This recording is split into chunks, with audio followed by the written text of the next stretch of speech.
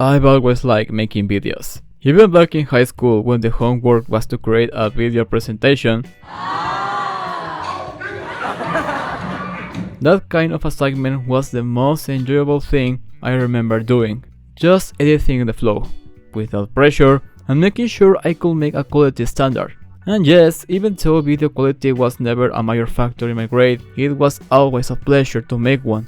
Editing videos has been a hobby I have loved since I was 12 years old. Back then, I would experiment with basic transitions or play around with the effects in Sony Vegas.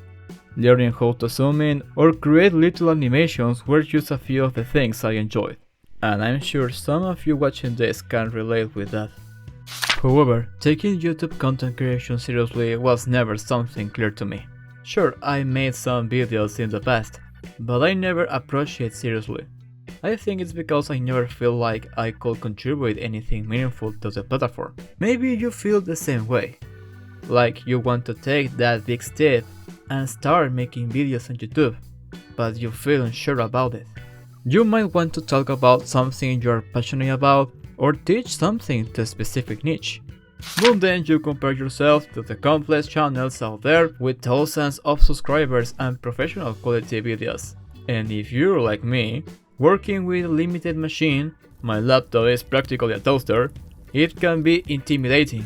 My current laptop barely supports DaVinci Resolve, so the more complicated effects I would like to create to make my videos more engaging are often out of reach. It's a bit disappointing, sure, but it's fine. I'm not an expert in video editing, but I believe that a good editor can adapt their vision to the limitations they face. For instance, I tried using Shotcut because it's one of the lightest free video editors available that I found.